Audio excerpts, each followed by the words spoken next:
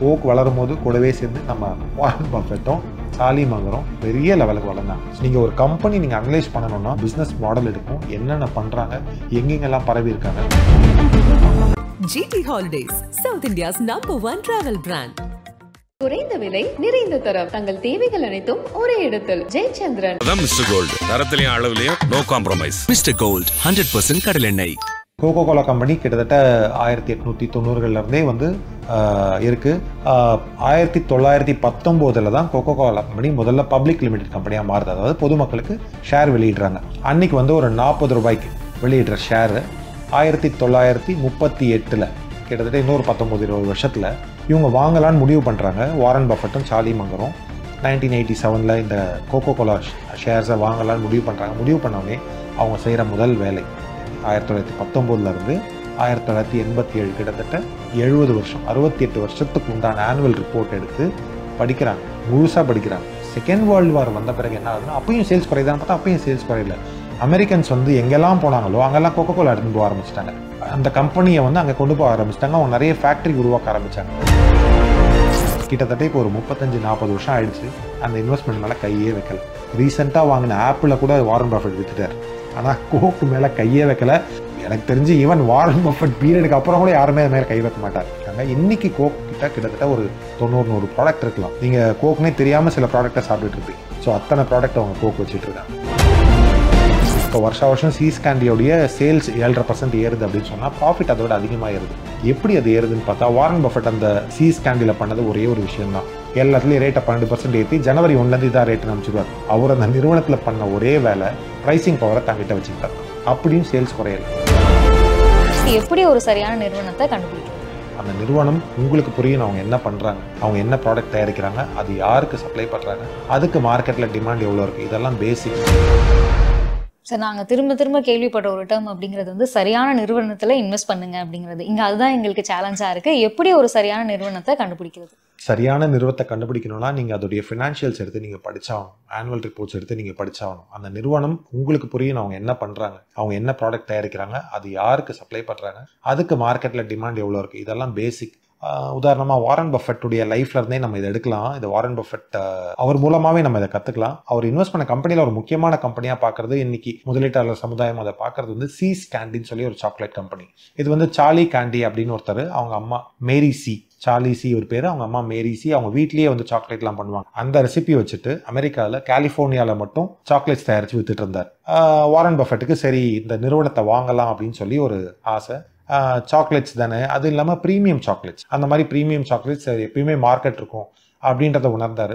சரி ஓகே அந்த நிறுவனத்தை வாங்கலாம் அப்படின்னு போனால் கிட்டத்தட்ட $30 மில்லியன் கேட்குறாங்க. $30 மில்லியன் கொடுத்தா அந்த நிறுவனத்தை கொடுக்குறோம் அப்படின்னு சொல்கிறாங்க. அது ஒரு ஃபேமிலி பிஸ்னஸ். சார்லி சி அவங்களுடைய ஃபேமிலி சேர்ந்து ரன் பண்ணிட்டு இருக்க பிஸ்னஸ். கலிஃபோர்னியாவில் மட்டும்தான் இருக்குது. வாரன் பஃபெட்டு கிராம் ஸ்கூல்லேருந்து வந்தார். ஆல்ரெடி 100 ரூபா இருக்கிற பொருளை 30 ரூபா 40 ரூபாய்க்கு தான் வாங்குவார். இங்கே இவங்க பேலன்ஸ் ஷீட் பார்த்தீங்கன்னா $8 மில்லியன் தான் இருக்குது. $30 மில்லியன் கேட்குறாங்க. அப்படி எப்படியும் பேரம் பேசி ஒரு $25 மில்லியன் சரி சொல்லுங்கள், அதுக்கு மேலே ஒத்த பைசா கொடுக்க மாட்டேன்ட்டார் வாரன் பஃபெட். அப்போது சார்லி மங்கரோ ரிக் யூரினோ அந்த ஃபேமிலியில் இருக்க இன்னொருத்தரை போய் பார்க்க போகிறாங்க கலிஃபோர்னியாவில். கிட்டத்தட்ட சார்லி மங்கர் அவர்கிட்ட 1 மணி நேரம் பேசுகிறார். பேசிட்டு வாரனுக்கு சொல்கிறாரு, டீல் முடிஞ்சுது, 25 மில்லியனுக்கு ஒத்துக்கிட்டாங்க அப்படின்னு சொல்லிட்டு. டீல் முடிஞ்சது அப்படின்னாப்பா பேசினேன் அப்படின்னு சொன்னால் உண்மையை பேசினேன் அப்படின்னு சொல்கிறாரு. அது என்ன நம்ம அப்புறம் பார்ப்போம். ஸோ 25 மில்லியனுக்கு வாங்குறாங்க. பட் பேலன்ஸ் ஷீட்டில் 8 மில்லியன் தான் இருக்குது, கேஷாக இருக்குது. மீதி 2 மில்லியன் வந்து எவ்ரி இயர் ஜென்ரேட் பண்ணி கொடுக்குது அந்த சீஸ் கேண்டிஸ்.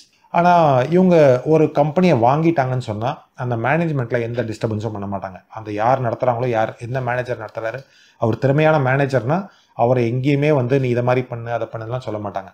வருஷம் நல்லா சேல்ஸ் நடக்குதா, நீயே தொடருப்பான்னு சொல்லுவாங்க. ஸோ அந்த மாதிரியான ஸ்டைல் வாரன் பஃபெட். ஸோ அவங்கள போய் எந்த மேனேஜ்மெண்ட் அப்படியே தான் நடக்குது. அதே ஃபார்முலா, அதே சாக்லேட்டு, வருஷம் ப்ராஃபிட் மட்டும் ஏறிக்கிட்டே இருக்குது. இப்போ வருஷம் சீஸ் கேண்டியோடைய சேல்ஸ் 7.5% ஏறுது அப்படின்னு சொன்னால் ப்ராஃபிட் அதோட அதிகமாக ஏறுது. எப்படி அது ஏறுதுன்னு பார்த்தா வாரன் பஃபெட் அந்த சீஸ் கேண்டியில் பண்ணது ஒரே ஒரு விஷயம்தான். அவருக்கு டிசம்பர் மாதம் ப்ரைஸ் லிஸ்ட்டை கொடுத்துடணும். இப்போ ஒரு சாக்லேட் என்ன ப்ரைஸ் விற்குதுன்னு சொல்லிட்டு கொடுத்துடணும். இவர் பார்ப்பாரு, இந்த போன வருஷம் ஒரு 5% இன்ஃப்ளேஷனா, சரி 12% ஏற்றுப்பான்னு சொல்லிட்டு எல்லாத்துலேயும் ரேட்டை 12% ஏற்றி ஜனவரி 1 தான் ரேட்டு அனுப்பிச்சிடுவார். அவர் அந்த நிறுவனத்தில் பண்ண ஒரே வேலை ப்ரைசிங் பவரை தங்கிட்ட வச்சுக்கிட்டார் தான். அப்படியும் சேல்ஸ் குறையலை. அதே வால்யூம் சேல்ஸ் ஆகுது, ப்ராஃபிட் மல்டிப்ளை ஆகிட்டே போகுது. இது மூலமாக எக்கச்சக்கமான கேஷ் அவங்களுக்கு ஜென்ரேட் ஆகி உள்ளே வந்துகிட்டே இருக்குது. இப்போது ஆல்ரெடி நம்ம பார்த்தோம், இன்சூரன்ஸ் கம்பெனிலேருந்து கேஷ் ஜென்ரேட் ஆகி வருது. அதை வச்சு சீஸ்கேண்டி வாங்குறாங்க. இதுலேயும் கேஷ் ஜென்ரேட் ஆகுது. இது வெறும் கலிஃபோர்னியாவில் மட்டும்தான் இருக்குது. கலிஃபோர்னியாவிலேருந்து இவ்வளோ ஜென்ரேட் ஆகுது. இவங்க பெரிய பிஸ்னஸ் டைக்கூன்ஸ். ஆனால் வெளியில் போய் இதை உருவாக்கலான்னு பார்க்குறாங்க. ஆனால் எல்லா இடத்துலையும் ஃபெயிலியர். இப்போ நம்ம வாரன் பஃபெட் இவ்வளோ பார்க்குறோம். வெளியில் இந்த சீஸ்கேண்டியோடைய ஒரு ஃபேக்ட்ரியை உருவாக்கி அங்கே ஒரு சேல் செட்டப் பண்ணோன்னா அவங்களால முடியல. கலிஃபோர்னியா பீப்புளுக்கு அந்த பிராண்ட் ஒரு ரொம்ப நெருக்கமான பிராண்ட். சீஸ்கேண்டிஸ் தான் வாங்குவாங்க. கலிஃபோர்னியாவில் இருக்க பீப்புள் சீஸ்கேண்டிஸ் தான் வாங்குவாங்க. பட் வெளியில் இருக்க யாருக்கும் அந்த பிராண்டை பற்றி அவ்வளோ என்ன சொல்கிறது அவ்வளோ அறிமுகம் இல்லை. அங்கே வந்து அது ஃபெயிலியர் ஆகுது. அப்புறம் அது கலிஃபோர்னியா கூட மட்டும் நிறுத்திக்கிறாங்க. ஆனால் இந்த நிறுவனத்து மூலமாக அவங்களுக்கு ஒரு பெரிய படிப்பினை கிடைக்குது பிராண்டை பற்றி. அது மூலமாக இன்னொரு நிறுவனத்தை அக்வயர் பண்ணுறாங்க. அது இன்னைய வரைக்கும் அவங்களுக்கு பல $1 மில்லியன் ஈட்டி கொடுத்துக்கிட்டே இருக்குது. ஸோ நீங்கள் பார்க்க வேண்டியது ஒரு வியாபாரம். அந்த வியாபாரத்துக்கு எவ்வளோ மதிப்பு இருக்குது. ஸோ இப்போ வாரன் பஃபெட் வந்து சார்லி மங்கருடைய பாதைக்கு போகிறாரு. நல்ல வியாபாரம்ப்பா, நியாயமான விலையை கொடுப்போம். $8 மில்லியன் தான் இருக்குது, 25 மில்லியன் கொடுக்கலாம் அப்படின்னு சொல்லி கொடுக்குறாங்க. இது நார்மல் வாரன் பஃபெட்டாக தான் வாங்கியிருக்க மாட்டார். 8 மில்லியன் இருக்கா, 3 மில்லியன் 4 மில்லியன் கொடுக்குறியா வாங்கிக்கிறேன்னு. ஸோ அந்த இவருடைய பாதைக்கு போய் அதை வாங்கினார். ஸோ அந்த மாதிரி பேசி இந்த நிறுவனத்தை வாங்கி அந்த நிறுவனம் மூலமாக எக்கச்சக்கமாக கேஷ் ஜென்ரேட் ஆகி அது மூலமாக இன்னும் பல நிறுவனங்கள் வாங்குறதுக்கு உங்களுக்கு ஒரு உதவிகரமாக இருந்திருக்கு. சரி, இப்போ நீங்கள் சொல்லியிருந்தீங்க ஒரு நிறுவனத்தை வாங்குறாங்க, அந்த நிறுவனத்தினுடைய வளர்ச்சியிலேருந்து இன்னொரு நிறுவனத்தை வந்து அக்கேர் பண்ணுறாங்க, அது பெரிய அளவில் பேசப்படுது அப்படின்ட்டு. ஸோ அது எந்த நிறுவனம்? ஆனால் அந்த பிராண்டை பற்றி நல்லா தெரியுது. அந்த கலிஃபோர்னியாவில் இருக்கவங்க அந்த பிராண்டை வாங்குறாங்கன்னு தெரியுது. ஸோ என்ன பண்ணலாம், இது மூலமாக வர பணத்தை இன்னொரு நிறுவனத்தில் நம்ம முதலீடு பண்ணலான்னு பார்க்குறப்போ அவங்களுக்கு கிடைச்சது Coca Cola company. Coca Cola பற்றி எல்லாருக்குமே தெரியும். அந்த ரெசிபியோட சீக்ரெட் யாருக்குமே தெரியாது. அதை வந்து அந்த டேஸ்ட் எதுலேயுமே வராதுன்னு சொல்லிட்டு நம்ம வழி வழியாக அதை கேட்டுட்டு வந்திருக்கோம். கோகோ கோலா கம்பெனி கிட்டத்தட்ட 1890 வந்து இருக்கு. இன்னும் கேட்டிங்கன்னா வாரன் பஃபெட் அவருடைய 6-7 வயசுலேருந்தே ஒரு நாளைக்கு 5-6 கோக் குடிக்கிறத வழக்கமாக வச்சிருக்காரு. 1919 தான் கோகோ கோலா கம்பெனி முதல்ல பப்ளிக் லிமிடெட் கம்பெனியாக மாறுது. அதாவது பொதுமக்களுக்கு ஷேர் வெளியிடுறாங்க. அன்னைக்கு வந்து ஒரு 40 ரூபாய்க்கு வெளியிடுற ஷேரு 1938 கிட்டத்தட்ட இன்னொரு 19-20 வருஷத்தில் அன்றைக்கி வந்து ஃபார்ச்சூன் ஒரு பத்திரிக்கை இருக்குது. அந்த பத்திரிக்கை எழுதுது, இது மாதிரி ஒரு பயங்கரமான கம்பெனியை பார்த்ததே கிடையாது, ஆனால் அதோடைய வளர்ச்சி ஃபுல்லாக வளர்ந்து முடிஞ்சிச்சு, இதுக்கு மேலே வளர்றதுக்கான வாய்ப்பே அதில் இல்லைன்ற மாதிரி எழுதுறாங்க. எவ்வளோ % வளர்ச்சி பாருங்கள், கிட்டத்தட்ட ஒரு 20 வருஷத்துக்குள்ள அபரிமிதமான வளர்ச்சி. இவங்க வாங்கலான்னு முடிவு பண்ணுறாங்க. வாரன் பஃபெட்டும் சார்லி மங்கரும் 1987 இந்த கோகோ கோலா ஷேர்ஸை வாங்கலான்னு முடிவு பண்ணுறாங்க. முடிவு பண்ணோடனே அவங்க செய்கிற முதல் வேலை, இது எல்லாருமே இதை கேட்டுக்கணும். நீங்கள் கேட்குறீங்க இல்லையா, ஒரு கம்பெனியை வாங்கினா நான் என்ன பண்ணணும்னு கேட்குறீங்க. வாரன் பஃபெட்டும் சார்லி மங்கரும் என்ன பண்ணாங்கன்னா 1919 1987 வரைக்கும் வந்த ஒவ்வொரு ஆனுவல் ரிப்போர்ட்டையும் எடுத்து படிக்கிறாங்க. எப்படி 1919 1987 கிட்டத்தட்ட 70 வருஷம் 68 வருஷத்துக்கு உண்டான ஆனுவல் ரிப்போர்ட் எடுத்து படிக்கிறாங்க, முழுசாக படிக்கிறாங்க. அவங்க படிக்கிறதுல நிறைய அப்சர்வேஷன்ஸ்க்கு வராங்க. என்ன அப்சர்வேஷன் அப்படின்னு பார்த்தா, கோகோ கோலா கம்பெனியில் அந்த கம்பெனி ஆரம்பித்ததுலேருந்து சேல்ஸ் ஆகிட்டு இருக்கு. 1919 பிறகு பார்த்தீங்கன்னா ஆல்ரெடி நம்ம பார்த்தோம் இல்லையா, கிரேட் டிப்ரெஷன் 1929 யார்கிட்டையுமே பண புழக்கமே இல்லை. அந்த காலகட்டத்திலையும் சேல்ஸ் குறையலை. அதாவது கோகோ கோலா கம்பெனி எப்படின்னா, இந்த வருஷம் சேல்ஸ் பண்ணுறாங்கன்னா அடுத்த வருஷம் அதோடைய அதிக பாட்டில் சேல்ஸ் பண்ணியிருக்காங்க, அதுக்கு அடுத்த வருஷம் அதை விட அதிக பாட்டில் சேல்ஸ் பண்ணியிருக்காங்க. இதுதான் தொடர்கதையாக இருக்குது. சரி, டிப்ரெஷன் டைமில் யாராவது நிறைய பேர் செலவு பண்ணியிருக்க மாட்டாங்கன்னு பார்த்தா அங்கேயுமே சேல்ஸ் குறையில, அங்கேயும் அதிகமாக தான் வாங்குறாங்க. அதுக்கப்புறம் பார்த்தீங்கன்னா ஒரு 1945 செகண்ட் வேர்ல்டு வார் வருது. செகண்ட் வேர்ல்டு வார் வந்த பிறகு என்ன ஆகுதுன்னா, அப்பயும் சேல்ஸ் குறையுதான்னு பார்த்தா அப்பயும் சேல்ஸ் குறையில. ஆனால் இது ரிவர்ஸாக ஒன்று நடக்குது. அமெரிக்கன்ஸ் வந்து எங்கெல்லாம் போனாங்களோ அங்கெல்லாம் கோகோ கோலா எடுத்துன்னு போக ஆரம்பிச்சிட்டாங்க. அந்த கம்பெனியை வந்து அங்கே கொண்டு போக ஆரம்பிச்சிட்டாங்க. அவங்க நிறைய ஃபேக்ட்ரி உருவாக்க ஆரம்பித்தாங்க. அமெரிக்கன்ஸ் வெஸ்டர்ன் வேர்ல்டு பொறுத்த வரைக்கும் நம்ம இங்கே பார்த்தீங்கன்னா தண்ணி குடிச்சிட்டு இருப்போம். ஆனால் அங்கே வந்து ஃப்ளேவர்ட் ட்ரிங்க் குடிப்பாங்க. குறிப்பாக நம்ம உங்களுக்கு தெரியும் இல்லையா, ஒரு நாளைக்கு ஒரு மனிதர் வந்து 8 டம்ளர் தண்ணி குடிக்கணும்னு நம்ம சொல்லுவோம்.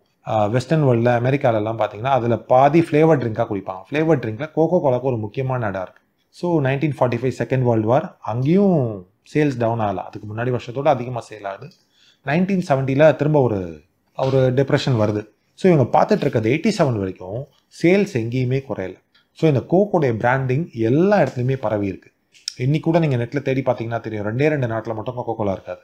அங்கே மட்டும் இல்லை, மீதி எல்லா இடத்துலையும் இருக்குது. ஈவன் நார்த் கொரியா அண்ட் கியூபாவில் 77 93 வரைக்கும் கோக் வந்து இந்தியாவிலே கிடைக்கல. அப்படியும் அவங்களுடைய சேல்ஸ் குறையலை. ஏன்னா இந்தியாவில் வந்து இந்த கன்சம்ஷன் அளவு குறைவுனாலும் அப்படியும் அவங்க சேல்ஸ் குறையலை. இது 77 93, பட் 77 to இவங்க 87 வராங்க இல்லையா, 88 பை பண்ண ஆரம்பிக்கிறாங்க. அப்போவும் சேல்ஸ் குறையலை. இந்தியாவில் தடை பண்ணப்பட்ட பிறகும் சேல்ஸ் குறையலை. உங்களுக்கு தெரிஞ்சிருக்கும், 93 கோக் இங்கே உள்ளே வந்தப்போ ஒரு பயங்கரமான வரவேற்பு. 93 வருது, எக்கச்சக்கமான சேல்ஸ் இன்னைய வரைக்கும் போயிட்டுருக்கு. ஸோ இந்த ஆனுவல் ரிப்போர்ட் படிக்கிறது மூலமாக இவங்க அப்சர்வ் பண்ணது சேல்ஸ் குறையில. இவங்க 2 விதமாக பிஸ்னஸ் மாடல்ஸ் வச்சுருக்காங்க. நான் பிஸ்னஸ் மாடல் பற்றி பார்க்கணும்னு சொன்னேன் இல்லையா, 2 விதமான பிஸ்னஸ் மாடல். ஒன்று, கொக்கோ கோலா என்ன பண்ணுவாங்கனாக்கா, அந்த கான்சென்ட்ரேட்டட் லிக்விட், அந்த சிரப் மட்டும் தான் ரெடி பண்ணி கொடுப்பாங்க. இந்த பாட்டிலிங் கம்பெனிஸ் இருக்கும், ஒவ்வொரு ஊர்லேயும் பாட்டிலிங் கம்பெனிஸ் தான் அந்த சிரப்பை வாங்கி அதில் சர்க்கரையை கலந்து தண்ணி கலந்து அவங்க தான் விற்பாங்க. ஸோ ஒரு கேபிட்டல் பெருசாக செலவு பண்ண வேண்டிய தேவை இந்த கம்பெனிக்கு இல்லை. உதாரணமாக இந்த ஒரு 100 கோடி பாட்டிலிங் கம்பெனி கேபிட்டல் எக்ஸ்பெண்டிச்சர் செலவு பண்ணுறாங்கன்னா, கொக்கோ கோலா கம்பெனி 12 கோடி தான் செலவு பண்ணும். ஸோ செலவு அதிகம் பண்ண தேவையில்லை, ஆனால் வருமானம் உள்ளே வந்துகிட்டே இருக்குது. இது ஒரு பிஸ்னஸ் மாடல். 2வது ஃபவுண்டைன் மாடல். நீங்கள் பார்த்துருக்கீங்களா, அந்த ஃபவுண்டைனில் அப்படியே பிடிச்சி கொடுப்பாங்க. ரெஸ்டாரண்ட்ஸ்லாம் பாட்டிலை விட ஃபவுண்டைனில் தான் விற்பாங்க. அங்கே என்ன பண்ணாங்கன்னா, கோக் கம்பெனி அவங்களுக்கு கம்மியான மார்ஜின் எடுத்துக்கிட்டு ரெஸ்டாரண்ட்ஸ்க்கு நிறைய மார்ஜின் கொடுத்தாங்க. இப்போ ரெஸ்டாரண்ட்ஸ் என்ன பண்ண ஆரம்பிச்சாங்கன்னா, மற்ற ட்ரிங்க்ஸை விட கோக்கை நிறைய ப்ரொமோட் பண்ண ஆரம்பிச்சாங்க. ஏன்னா ஒரு கோக் விற்றா அவங்களுக்கு நிறைய மார்ஜின் கிடைக்குது. எல்லாருமே கொக்கோ கோலா வாங்க ஆரம்பித்தாங்க. ஏதோ ரெஸ்டாரண்ட் பார்த்தீங்கன்னா ஃபுல்லாக கொக்கோ கோலா போர்டாக வச்சுருப்பாங்க. ஒரு இந்த சேர் டேபிள் எல்லாமே சிவப்பு கலரில் போட்டு வச்சுருப்பாங்க. இதுக்கெல்லாம் ஸ்பெண்ட் பண்ணுறது அந்த பாட்டிலிங் கம்பெனி. இது கொக்கோ கோலா கம்பெனியோட ஆடுக்கு இந்த பாட்டிலிங் கம்பெனி ஸ்பெண்ட் பண்ணும். ஸோ அது உள்ள இவங்க கோக் வந்து அவங்க பேரை போட்டு ரெஃப்ரிஜரேட்டர் வச்சுருப்பாங்க, அதை கூலிங்காக கொடுக்கறதுக்காக. ஸோ இந்த 2 பிஸ்னஸ் மாடல்லையும் உங்களுக்கு வந்து வருமானம் நிற்காமல் வந்துகிட்டே இருக்குன்றதை பார்த்தாங்க. இனிமேல் இதில் வேறு ரூம் இல்லை வளர்கிறதுக்குன்னு ஃபார்ச்சூன் பத்திரிகையே எழுதிடுச்சு. ஆனால் வாரன் பஃபட் நம்புறாரு இதுக்கு மேலேயும் இதுக்கு ரூம் இருக்குது. ஏன்னா மக்கள் தொகை அதிகரிச்சுட்டே தான் போகும். மக்கள் தொகை அதிகரிக்க அதிகரிக்க கோக் கன்சம்ஷன் அதிகரிச்சே தான் போகும். அவர் ஒரு கணக்கு பண்ணுறாரு, ஒரு நாளைக்கு இவ்வளோ தண்ணி குடிக்கணும், பாதி கோக்கா குடித்தா கூட நமக்கு எவ்வளோ வருமானம் வரும்னு சொல்லிட்டு. இன்னொரு ஆச்சரியமான விஷயம், நாங்கள் ஒரு ரிசர்ச் அனலிஸ்ட்லாம் என்ன பண்ணுவோம்னா, ஒரு கம்பெனி அனலைஸ் பண்ணோன்னா ஒரு எக்ஸலில் டவுன்லோட் பண்ணி டிஸ்கவுண்டட் கேஷ் ஃப்ளோ மாடல்லாம் போட்டு கேஷ் ஃப்ளோவெல்லாம் டிஸ்கவுண்ட் பண்ணி இப்போ என்ன மதிப்புன்னெலாம் பார்த்துட்ருப்போம். நிறைய மாடல்ஸ் போடுவோம், 4-5 மாடல் போடுவோம். ஆனால் இந்த கோக் கம்பெனிக்கு சார்லி மங்கரும் வாரன் பஃபெட்டும் இந்த மாதிரி எந்த எக்ஸல் ஷீட்டும் போடலை, எந்த மாடலும் போடல. பிஸ்னஸ் மாடலை ஸ்டடி பண்ணாங்க, ஆனுவல் ரிப்போர்ட்ஸ் படித்தாங்க, எல்லாமே உள்ளுக்குள்ளேயே நடத்தி முடிச்சுக்கிட்டாங்க. வாரன் பஃபெட்டோட ஃபேமஸ் சொல்வார், பேக் ஆஃப் த என்வலப்பில் ஒரு கம்பெனி உங்களால் அனலைஸ் பண்ண முடிஞ்சால் அந்த கம்பெனியை வாங்குங்கன்னு. துண்டு பேப்பர் எடுத்து அதில் உங்கள் ஒரு கம்பெனியோட சேல்ஸ் எல்லாம் எழுதி எவ்வளோ லாபம் வருதுன்னு தெரிஞ்சால் அந்த கம்பெனியை வாங்குங்கன்னு சொல்லுவார். ஸோ அந்த அளவுக்கு இந்த கோக் மேலே உங்களுக்கு ஒரு பெரிய நம்பிக்கை வந்துருச்சு. வாரன் பஃபெட் என்ன ப்ரூவ் பண்ணார்னா, அந்த $3,300 ஆயிருக்கு இல்லையா, இன்னுமே இதில் வளர்ச்சிக்கு வாய்ப்பு இருக்குது. அதுக்கப்புறம் அவர் ப்ரூவ் பண்ணார், 88 வாங்க ஆரம்பித்து 90 வரைக்கும் அதை வாங்கிட்டு இருந்தாங்க கோக் கம்பெனியை. எல்லாமே சீஸ்கேண்டிலேருந்து வந்த பஃபர் கேஷ் மூலமாக கோக்கை வந்து அக்வயர் பண்ண ஆரம்பித்தாங்க. 1990 வரைக்கும் வாங்கினாங்க. இந்த இடத்துல பிஇ ரேஷியோ அப்படின்னு சொல்லி ஒரு பேராமீட்டர் இருக்குது. நார்மலாக ட்ரெடிஷ்னலாக பிஇ ரேஷியோ வந்து ஒரு 10-12 இருந்தால் தான் ஒரு சீப்பான கம்பெனி, இல்லை 10க்கு கீழே இருந்தால் சீப்பான கம்பெனி, வேல்யூ வைஸ் சீப்பான கம்பெனி எல்லாரும் பார்ப்பாங்க. ஆனால் 1990 பஃபெட் கோக் அக்வயர் பண்ணும்போது அதோடைய பிஇ 25. இது எந்த வகையிலையுமே அடங்காது. 25 பிஇலாம் திரும்பியே பார்க்க மாட்டார். ஆனால் அந்த கம்பெனி மேலே அவர் வச்ச நம்பிக்கை பிஇ 25 வாங்கினார். ஸோ அப்போ 1938 $3,300 இருந்தது. ஸோ இது கோக் வளர்ந்த விதம். கோக் வளரும் போது கூடவே சேர்ந்து நம்ம வாரன் பஃபெட்டும் சார்லி மங்கரும் பெரிய லெவலுக்கு வளர்ந்தாங்க. ஸோ நீங்கள் ஒரு கம்பெனி நீங்கள் அனலைஸ் பண்ணணும்னா இப்படி தான் நீங்கள் அனலைஸ் பண்ணணும். ஒரு பிஸ்னஸ் மாடல் எடுக்கணும், என்னென்ன பண்ணுறாங்க, எங்கெங்கெல்லாம் பரவி இருக்காங்க. இது ஒரு குளோபல் பிராண்ட். கோக்கில் இன்னொன்று பண்ணாங்க, அந்த பிராண்ட் கொக்கோ கோலா, இந்த பிராண்டே விட்டு கொடுக்கூடாது, எவன் இந்த பிராண்டை யூஸ் பண்ணாலும் கேஸ் போட்டு அடித்து தூக்கலாம்னு சொல்லி. ஆனாலும் அந்த கோலான்ற பிராண்ட் அவங்களை விட்டு போயிடுச்சு. அந்த கோக்குன்ற பிராண்ட் அவங்களுக்குள்ளே நின்றுது. அன்னிலிருந்து இன்னி வரைக்கும் அவங்க லோகோவே மாற்றலை, அதே சிவப்பு கலர் தான். ஸோ இன்னொரு முக்கியமான விஷயம் கோக் பண்ணது, இது ஒரு சுவாரஸ்யமான விஷயம். இது ஒரு அட்வர்டைஸ்மெண்ட் மார்க்கெட்டிங் படிக்கிறவங்களுக்கு இதெல்லாம் தெரியும். எங்கெல்லாம் ஹாப்பியான ஈவெண்ட்ஸ் நடக்குதோ அங்கெல்லாம் கோக்குடைய அதோடைய பார்வையில் படுற மாதிரி கோக் அங்கே இருக்கும். ஃபீஃபா வேர்ல்ட் கப் எடுத்துக்கோங்க, நீங்கள் எந்தெல்லாம் ஒரு ஜாலியான நிகழ்வோ, அதாவது கோக் இருந்தால் அந்த இடம் ஜாலியாக இருக்கும்ன்ற அளவுக்கு அவங்க அதை மாற்றினாங்க. அந்த மாதிரியான ஒரு பிஸ்னஸ் ஸ்ட்ராட்டஜி. அதில் கிட்டத்தட்ட 87 ஒரு மேனேஜர் வர்றார் கோக். அவர் ஆனால் கியூபன் மேனேஜர். அவர் வந்த பிறகு கோக் நடுவில் என்ன பண்ணாங்கன்னா, நிறைய பணம் வருது, அதை வச்சு வேற பிஸ்னஸ்லாம் ஆரம்பித்தாங்க. எல்லா பிஸ்னஸும் ஃபெயிலியர். இவர் வந்த பிறகு, அந்த கியூபன் மேனேஜர் வந்த பிறகு எல்லாத்தையும் இறக்கட்டுறாரு. Only Coke. அவரும் நடுவில் பேரமௌண்ட் பிக்சர்ஸை வாங்கினார்னு நினைக்கிறேன். அப்புறம் அதையும் க்ளோஸ் பண்ணிட்டார். ஒன்லி கோக்கும் வச்சுக்கிட்டே அவர் வந்து பெரிய பெரிய லெவலுக்கு போயிட்டாருன்னு ஆல்ரெடி சொன்னேன். வாரன் பஃபெட்டும் சார்லி மங்கரும் நல்ல மேனேஜராக இருந்தால் அவங்கள போய் டச்சே பண்ண மாட்டாங்க. இங்கேயும் அதே January 1 தான். January 1 கோக் ரேட்டை ஏற்றிட்டே இருப்பாங்க. அந்த சிரப் கொடுக்குறாங்க இல்லையா, அந்த ரேட்டை ஏற்றிட்டே இருப்பாங்க. யாரும் எந்த எதிர்ப்பும் தெரிவிக்கிறது இல்லை, வாங்கி குடிச்சிட்டே இருக்காங்க மக்கள். ஸோ ரேட் ஏறுது, ப்ராஃபிட் உள்ளே வருது, கேஷை சேர்த்துக்கிட்டே இருக்க வேண்டியது தானே. அதுதான் இந்த கோக்கில் நடந்த ஒரு பெரிய விஷயம். அதை பஃபெட்டும் மங்கரும் கண்டுபிடிச்சது வந்து அசாத்தியமான விஷயம். கிட்டத்தட்ட இப்போ ஒரு 35-40 வருஷம் ஆயிடுச்சு அந்த இன்வெஸ்ட்மெண்ட் மேலே கையே வைக்கல. ரீசெண்டாக வாங்கின ஆப்பில் கூட வாரன் பஃபெட் வித்துட்டார். ஆனால் கோக்கு மேலே கையே வைக்கல. எனக்கு தெரிஞ்சு ஈவன் வாரன் பஃபெட் பீரியடுக்கு அப்புறம் கூட யாருமே அது மேலே கை வைக்க மாட்டார். ஏன்னா இன்னுமே வளர்ந்துட்டே தானே இருக்குது. அதில் ஒரு சுவாரஸ்யமான விஷயம் என்ன சொன்னார்னா, இப்போ திடீர்னு ஒரு போர் வந்து உலகத்தில் பாதி மக்கள் செத்து போயிட்டா கூட மீதி மக்கள் கோக் குடிப்பாங்கல்ல. ஸோ அந்த அளவுக்கு வந்து அந்த கம்பெனி மேலே வந்து அவங்க பெரிய நம்பிக்கை வச்சுருந்தாங்க. சரி, இப்போ இந்த ஸ்டோரியிலேருந்து நான் என்ன தெரிஞ்சுக்கிறேன் அப்படின்னா, பங்குச்சந்தை அப்படிங்கிறது எங்கேயோ நமக்கு தெரியாத ஒரு நிறுவனம் கிடையாது. நம்மளுடைய டெய்லி லைஃப்ல இப்போ வாரன் பஃபெட் ஸ்டோரி எடுத்துக்கிட்டோம்னா, அவர் டெய்லி கோக் குடிக்கிறாரு. ஸோ அந்த கம்பெனியை போய் அவர் வந்து பார்க்குறாரு. அதே மாதிரி நம்ம இப்போ பங்குச்சந்தையில் என்டர் ஆகணும் அப்படின்னா, நம்மளை சுற்றி நமக்கு தெரிந்த நிறுவனங்களை பார்க்க ஆரம்பிச்சாலே கொஞ்சம் கொஞ்சமாக அதை பற்றி நம்ம தெரிஞ்சுக்க ஆரம்பிச்சிடலாம் இல்லையா? நம்ம தெரிஞ்சுக்கலாம். பட் அந்த பிஸ்னஸ் மாடல் ரொம்ப முக்கியம். இப்போ வாரன் பஃபெட் கோக் குடிக்கிறாரு, ஓகே, நானே ஒரு நாளைக்கு 6 கோக் குடிக்கிறேன், எல்லாருமே அப்படி குடிக்க மாட்டாங்க. பட் என்னன்னா அந்த பிஸ்னஸ் மாடல் என்ன பண்ணுதுன்னு தெரிஞ்சுக்கிட்டாரு. இன்னொன்று சொன்னேன், 1919 87 வரைக்கும், 88 இன்வெஸ்ட்மெண்ட் ஆரம்பிக்கிறாங்க, 87 வரைக்கும் கிட்டத்தட்ட 70 வருஷம் ஆனுவல் ரிப்போர்ட் எடுத்து படிக்கிறாங்க. நம்ம இன்னைக்கு 2 ஆனுவல் ரிப்போர்ட் 3 ஆனுவல் ரிப்போர்ட் படிக்கணும்னாலே நமக்கு நேரம் இல்லையேன்னு சொல்கிறோம். அப்போது நம்ம இன்வெஸ்ட் பண்ணுறதுக்கு நம்ம தகுதியே கிடையாது. குறைஞ்சபட்சம் ஒரு 5 வருஷம் 10 வருஷம் ஆனுவல் ரிப்போர்ட்டை படிச்சிங்கன்னா தான் இந்த நிறுவனம் உண்மையிலேயே என்ன பண்ணுதுன்னு நமக்கு தெரிய வரும். அவங்க உண்மையிலேயே வியாபாரம் பண்ணுறாங்களா, லாபகரமாக பண்ணுறாங்களா, தொடர்ச்சியாக ஏறிட்டு இருக்கா, லாபம் ஏறுதா, சேல்ஸ் ஏறுதான்றதை நம்ம அப்போ தான் பார்க்க முடியும். 70 வருஷம் ஆனுவல் ரிப்போர்ட்டை படிச்சுட்டாங்க.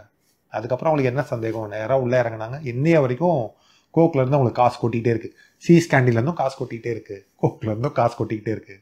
ராஜா கையை வச்சா ராங்கா போனதில்லைன்ற மாதிரி வாரன் கை வச்சா எதுவுமே தப்பானதில்லை. இதுக்கு ஒரு கோக் ஒரு பெரிய உதாரணம்.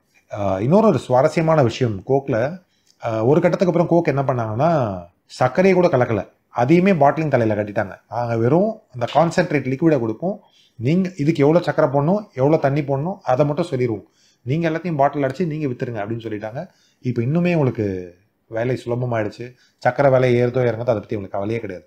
உள்ள காசு வந்துட்டே இருக்கு, எடுத்து பாக்கெட்டில் போட்டுகிட்டே இருக்காங்க. இன்னைக்கு கோக் கிட்டத்தட்ட ஒரு 90-100 ப்ராடக்ட் இருக்கலாம். நீங்கள் கோக்னே தெரியாமல் சில ப்ராடக்டை சாப்பிட்டுட்டு இருப்பீங்க. ஸோ அத்தனை ப்ராடக்ட் அவங்க கோக் வச்சுட்டு இருக்காங்க. GT Holidays, South India's #1 travel brand. குறைந்த விலை நிறைந்த தரம், தங்கள் தேவைகள் அனைத்தும் ஒரே இடத்தில். ஜெயச்சந்திரன். மிஸ்டர் கோல்டு, தரத்திலையும் அளவுலையும் நோ காம்ப்ரமைஸ். மிஸ்டர் கோல்ட் 100% கடலெண்ணெய்.